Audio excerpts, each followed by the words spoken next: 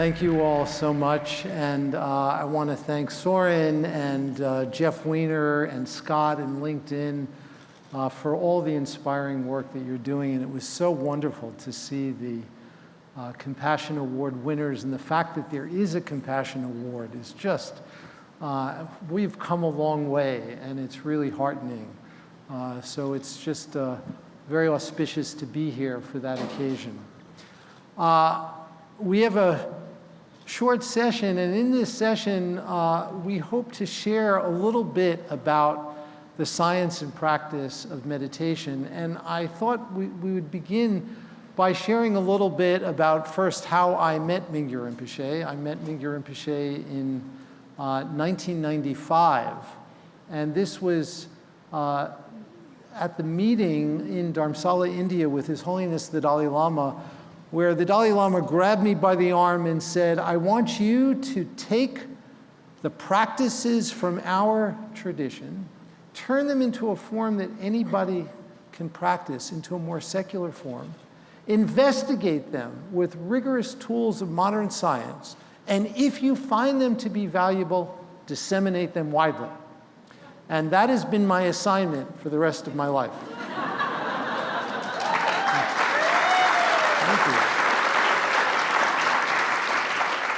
So fortunately, Mingyur Rinpoche was there to hear His Holiness. And Mingyur Rinpoche at that time, I think, was 19 and was just beginning to teach in the West. And one of the things that became very clear to us early on is that in order for this work to proceed, we needed to work with practitioners who had some familiarity with Western culture, and also who appreciated the role that science might play in promoting the more widespread distribution of these kinds of practices. Beginning in around 2000, we turned our attention to this area in a major way. And Mingyur Rinpoche first came to our lab in Madison in 2002 and has made regular visits since then, for which we are very deeply appreciative. And when we first began this work, we wanted to work with people like Mingyur Rinpoche because these were people who devoted literally, at that time when Rinpoche was first in our lab, we do this very detailed, structured interview to estimate the number of lifetime hours of meditation practice. And back in 2002, when we first tested Mingyur Rinpoche, that number was about 62,000 hours. And so we decided to start there because if we didn't see anything different in the brains of people who've spent so many years cultivating their mind, the likelihood of seeing things in more novice practitioners was not very hopeful. So that's where we began, and we did see some remarkable things very early on. And they helped us to appreciate wisdom and compassion, the themes that are so central to Wisdom 2.0 and to the convening today. So with that as a little introduction, maybe Rinpoche, you can say a little bit about the collaboration, and then perhaps lead us in a short practice to give us a little taste for what this is that we're speaking about, and then we can go back and forth for the rest of the time. Thank you very much. So I went to your laboratory in 2002, and there's a lot of discussion about the meditation and science. So what I found is there are three important things. The first is neuroplasticity. So 20 years before, neuroscientists doesn't believe that brain has capable of change, right? Mm-hmm. So if you are born with unhappy, then you have no hope. Rest of your life will be unhappy. But then neuroplasticity says there's hope, right? That's right. Can change. And not only that, now there's neurogenesis, neuropathways. So there's a wonderful. And in the meditation tradition, we also talk about how our mind is pliable, workable through the meditation. So everybody can transform. There's nothing that which cannot be transformed if we practice, if we apply these meditation techniques. And second thing is, this transformation is not only for the mind become more happy, but also it's a lot of physical benefit, right? So good for health. And the third is, so happy mind, healthy body is good for life, isn't it? So that's not particular from your research, but I assume, of course. Right? So that was wonderful. Anyway, so how this meditative tradition, we try to transform ourselves. Actually, what we call is self-transformation, self-antidote, self-liberation. So we are not trying to use antidote, something from outside. Actually, the problem is solution.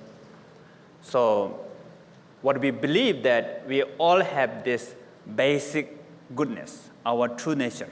Our true nature is wonderful, awesome, pure, present, calm, and always there within us. Do you believe? Yes. Good. How many of you believe? Raise your hand. Oh, good. First time. Very select audience here.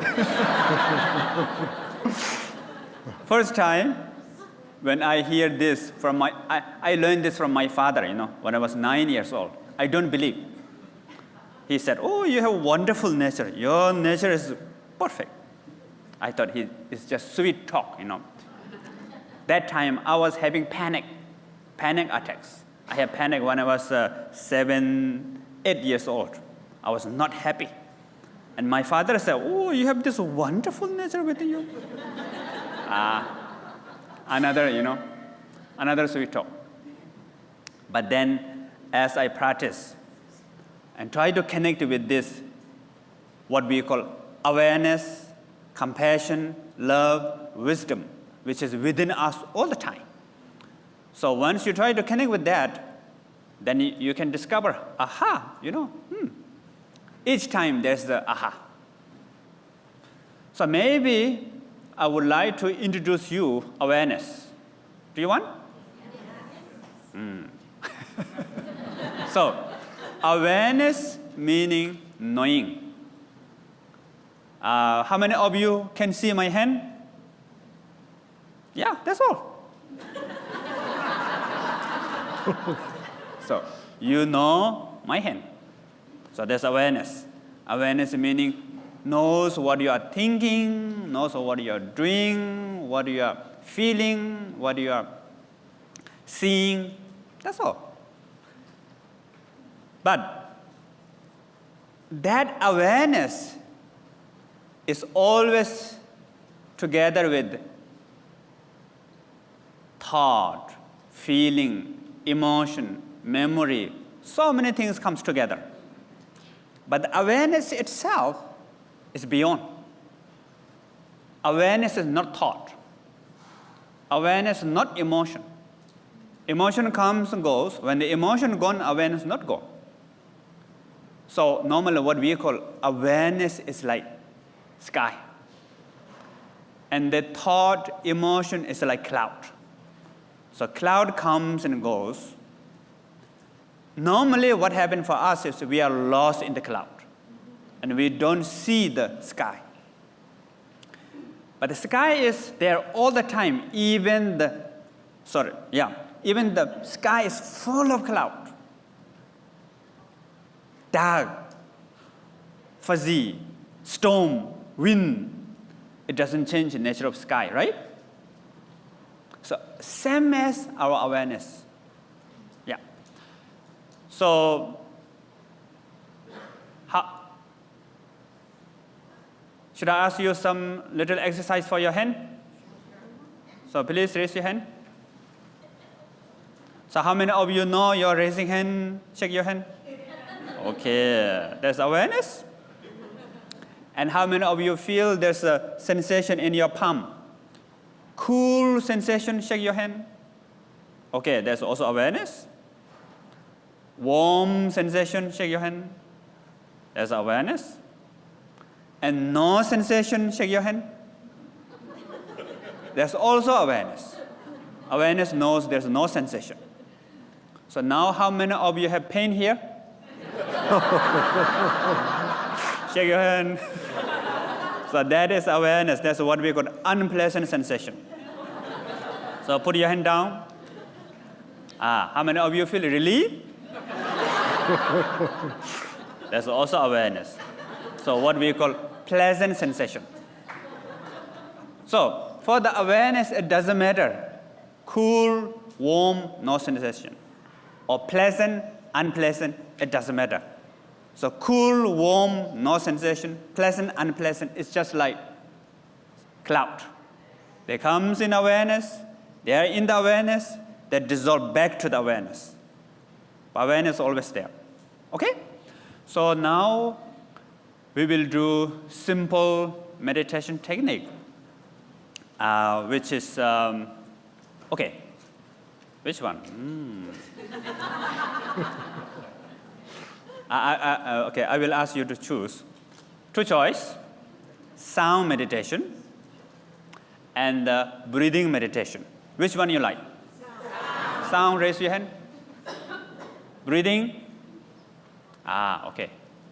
I think we don't have special bell here, but can you hear anything now?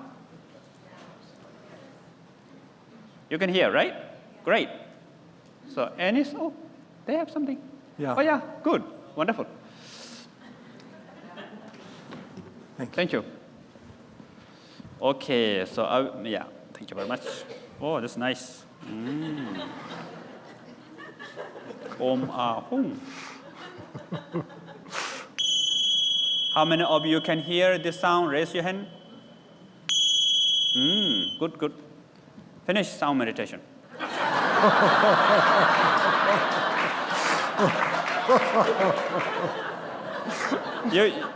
You understand or no?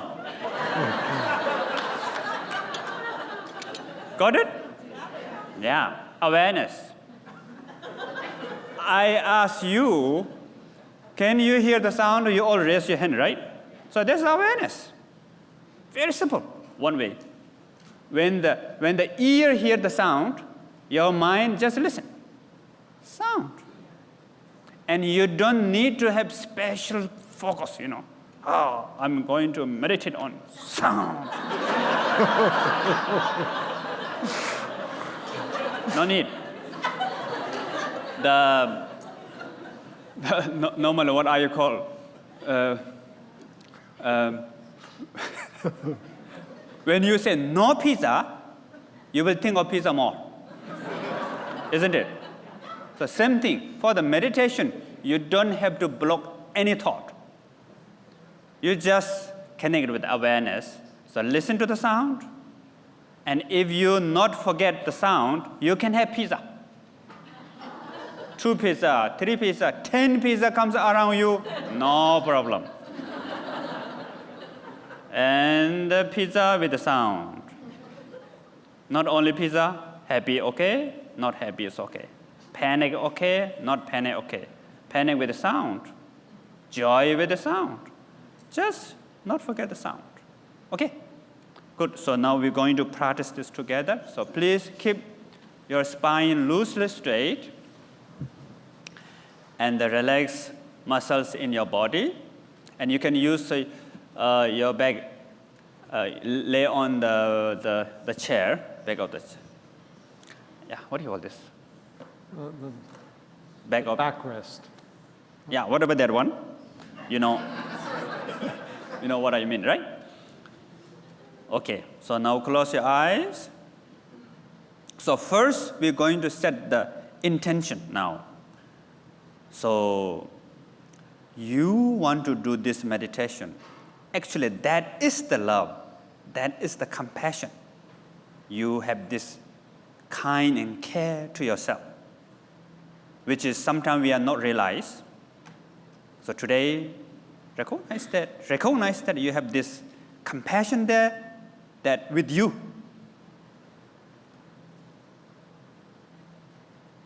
So appreciate that your own compassion.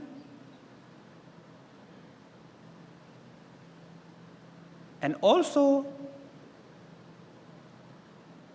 normally we want to share this to our friends, family, co-workers. So now, set the intention that today I'm going to practice this meditation to benefit for others.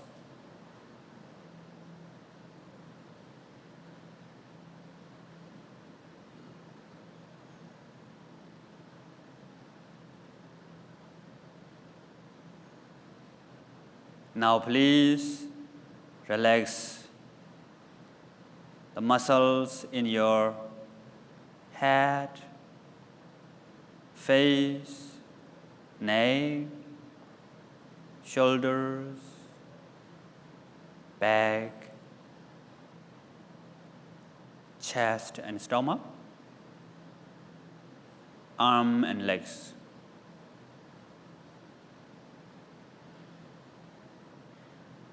And if you cannot relax, okay, allow that you cannot relax. When you allow that you cannot relax, that means you are relaxing.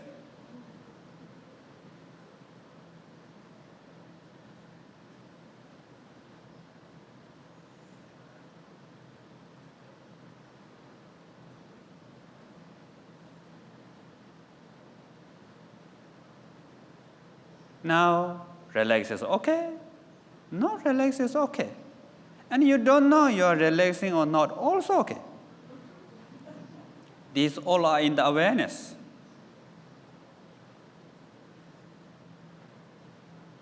And whatever sensation there in your body is okay. Pleasant, okay. Unpleasant is okay.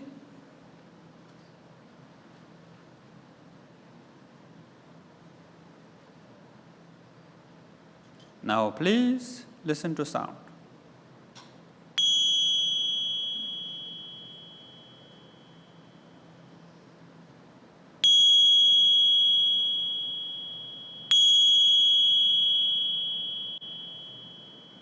And of course, you cannot listen to sound too long, that's okay.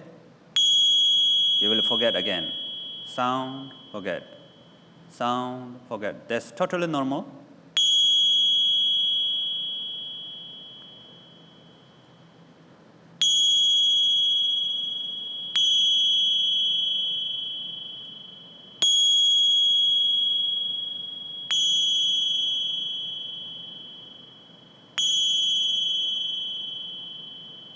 Now you can listen to any sound of air condition, people are chatting outside, coughing, anything.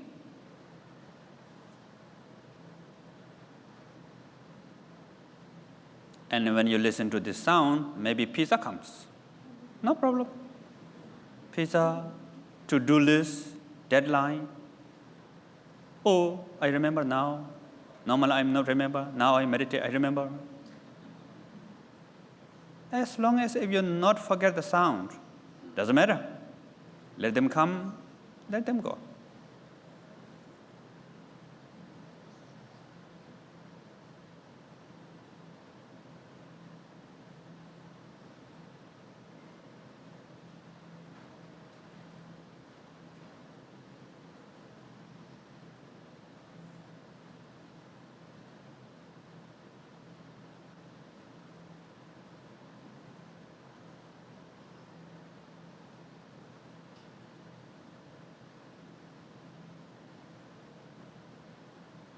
Now, please slowly open your eyes and just be, your mind just let be as it is.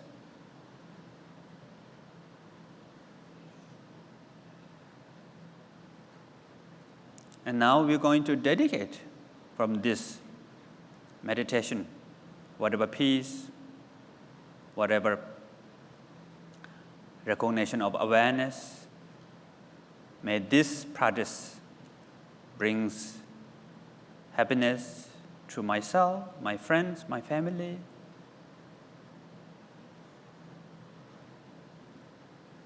Co-workers, and to the world.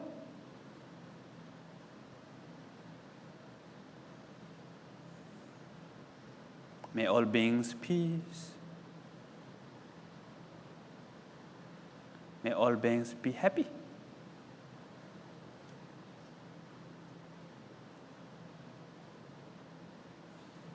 Okay, finish. Thank you, Rinpoche. So one of the really intriguing findings in scientific research on these practices relates to resilience. And we think of resilience as how quickly a person can recover from adversity. When you recover quickly, you are more resilient. And it turns out that we can measure this in really interesting and hard-nosed ways, including measuring it in the brain, measuring it in the body. And the speed with which a person recovers from adversity turns out to be a remarkably important predictor of all kinds of interesting things. In recent data that we are working on, this is in a very large national sample, we find that for people in their 70s, the speed with which they recover from adversity is a really robust predictor of longevity. So it's not only psychological well-being, but as Rinpoche was alluding to earlier, it actually affects our physical condition, our physical health. A second thing to point out here is when we're doing a practice like this and we are listening to sound, at the same time we are aware in the background that pizza is coming into our mind or whatever else our monkey mind is generating, we're cultivating something that scientists call meta-awareness. And meta-awareness is a kind of monitoring function of the mind. And we know something about the brain mechanisms that are associated with meta-awareness. And meta-awareness is knowing what our minds are doing. And how many of you have had the experience of reading a book where you're actually reading each word on a page, and you may read one page, may read a second page, and after a page or two, you have no friggin' idea what you've just read?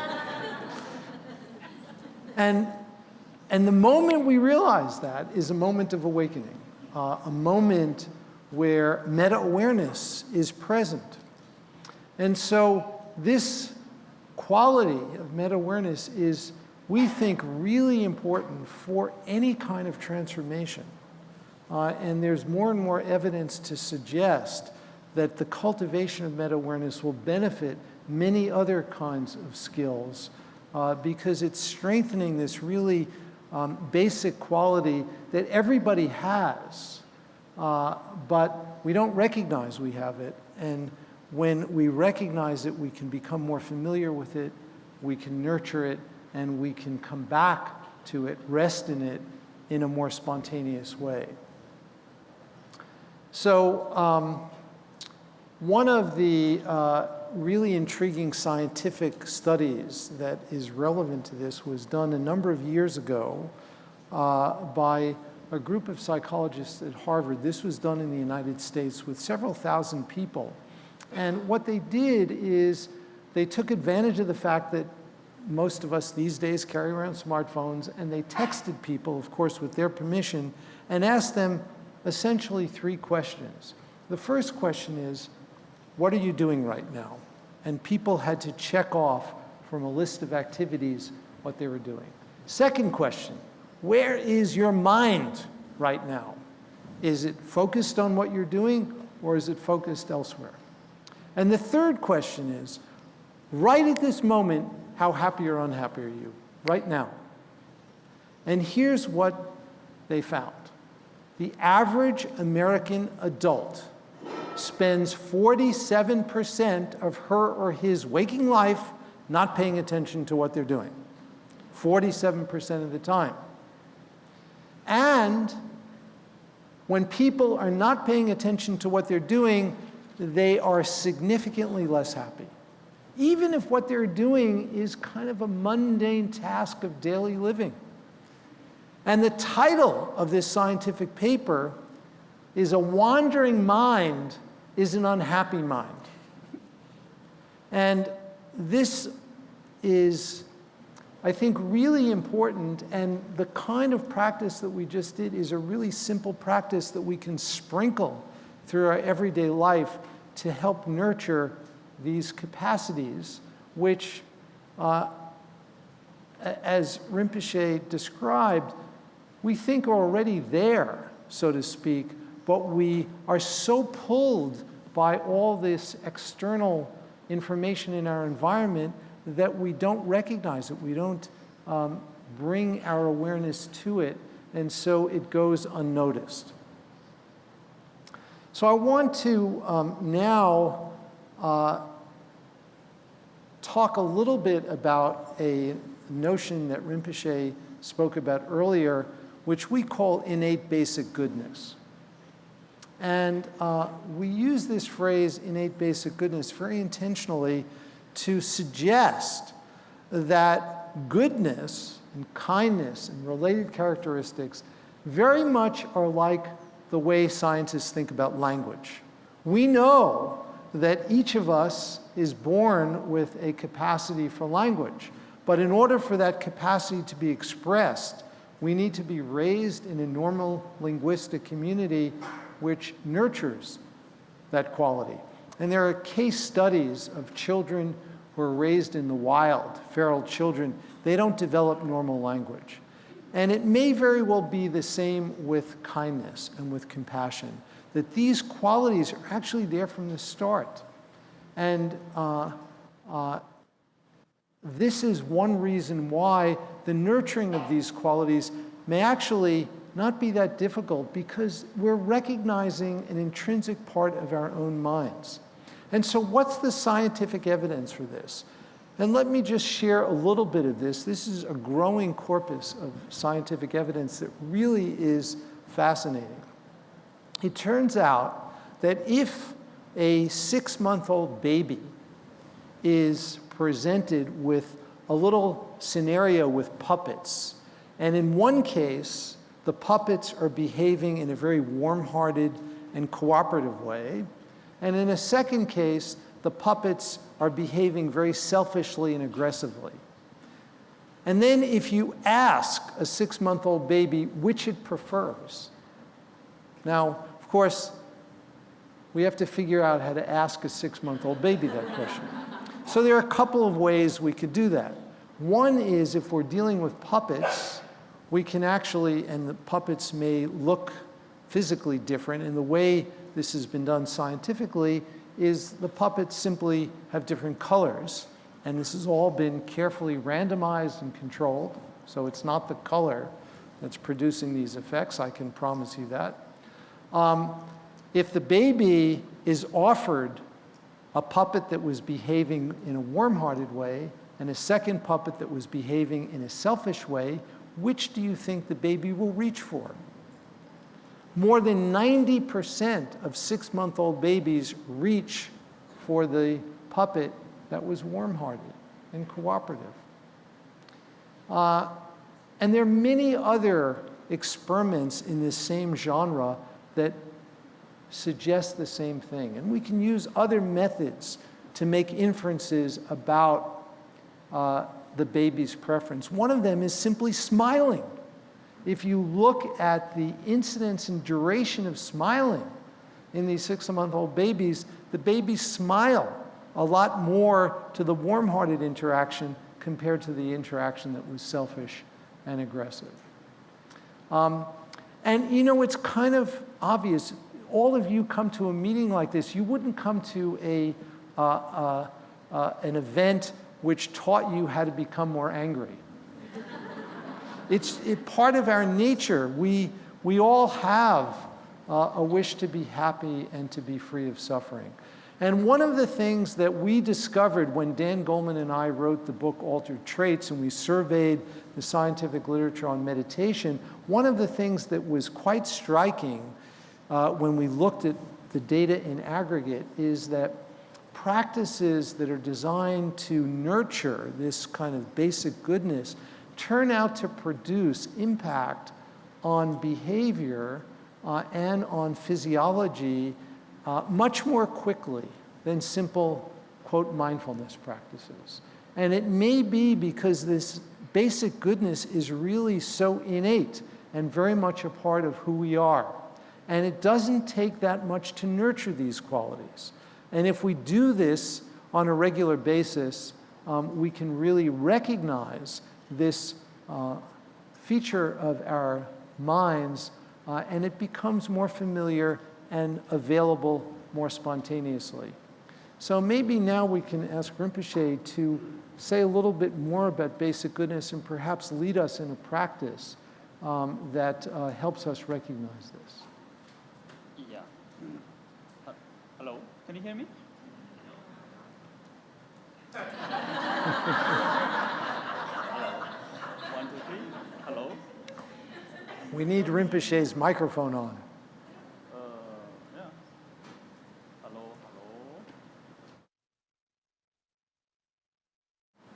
hello. Yeah.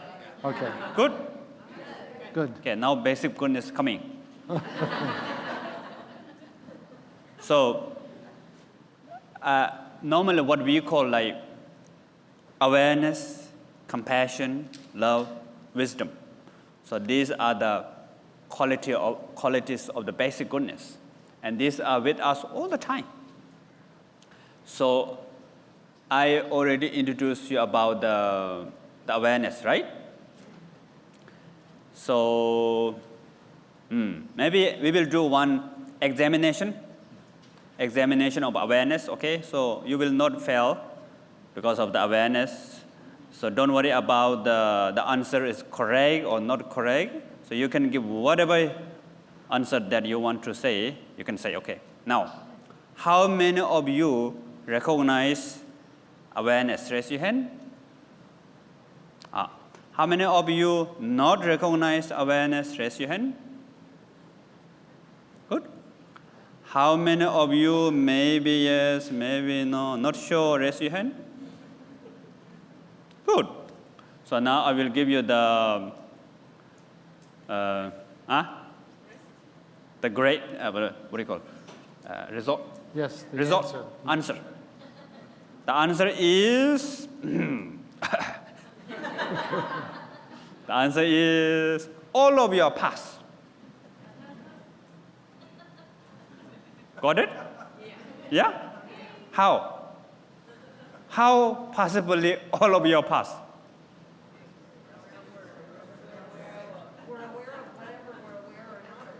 We are aware of whatever answer. Yeah. So you answer, if you answer no, I not recognize awareness, that means you know. Right? You know that you're not recognized. So there is awareness. And if you are confused, maybe I recognize, maybe no. You know you're confused, right? So there is also awareness. So for the awareness, it doesn't matter you recognize, you're not recognize, you're confused, or you're happy, or you're not happy. It doesn't matter. All these are the clouds. The awareness is transparent. Awareness not belong to yes, not belong to no, not belong to confused. It's free. But the important is we need to connect with that awareness. We have to recognize. How to recognize that? The step-by-step practice. So one of the first steps is listen to sound that we already did, right? Then eventually you can recognize awareness through what you see, smell, taste, sensation, thought, emotion. Then in the end, awareness be itself without support, without focus, be itself. So the step-by-step practice. So I hope you can do this in the future. So now another thing that I would like to say about the love and compassion. That we all have this love and compassion, right? So how many of you agree that? Raise your hand. And not agree that? Raise your hand. And maybe yes, maybe no. So all of these are love and compassion. If you answer yes, also coming from love and compassion. If you answer no, also coming from love and compassion. If you answer maybe, maybe no, also love and compassion. So what is love? Love is looking for something, looking for happiness, looking for good, genuine, nice, meaning. So that is love. And compassion is wanting to free from problem, free from suffering, free from obstacle. So that is compassion. Actually, these two are just two sides. What do you call it? Two sides of one coin? Two sides of the same coin. Two sides of same coin. Thank you. But this basic motivation, basic feeling with us all the time, isn't it? Yes or no? Yes. It doesn't matter. The gravity is always there, whether you believe or not. So, I see that you are here, some of you do like this, some of you do like this, some of you do like this. So when you do like this in front, there's another person comes, and you cannot see the speaker as cause of suffering, Like this, oh, happy a little bit. And suddenly this person comes like, oh.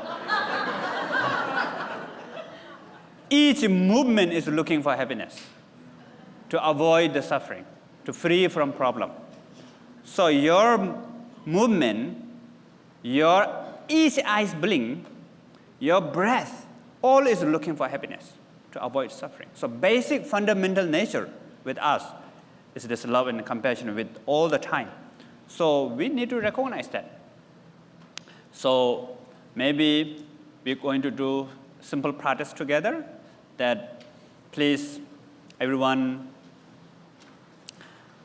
keep your spine loosely straight and touch your both feet to the ground. And close your eyes. And remember that why you do this is coming from love, coming from compassion. You came here all the way that you want to learn. That means you care. You have self-compassion. Appreciate that. And now close your eyes and feel the body. And relax muscles in your body.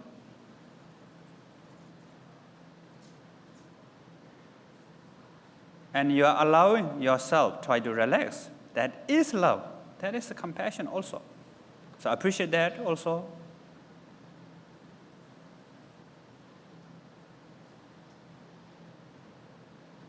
Now, please, people in this room, all of us have same feeling like you, looking for happiness every moment, every breath, and wanting to free from suffering.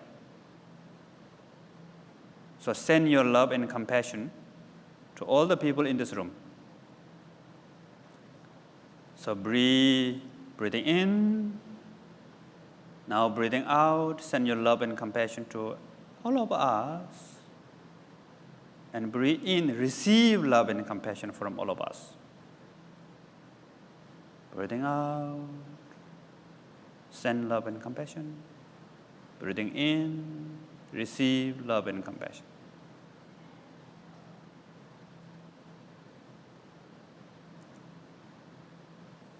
And you can expand not only in this room, in this hall, in this town, village, city. You can expand to the entire world. Breathing out, Send your love and compassion to all beings. Breathing in, receive love and compassion from all beings.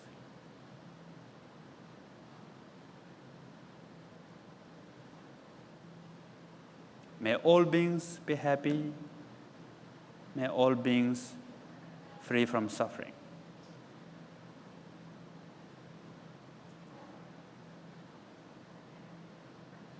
Now please slowly open your eyes and just be your mind rest as it is.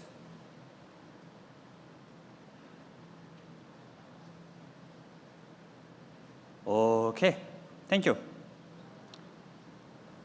So when human beings evolved on this planet, we were not all brushing our teeth when we first started. And everyone in this room and virtually every person on the planet spends a few minutes a day brushing their teeth because we recognize this is important for our personal physical hygiene. If we spent even as short a time as we do brushing our teeth, nurturing our mind in using a practice just like this world would be a different place. So please join us on this journey and let's change the world together. Thank you very much.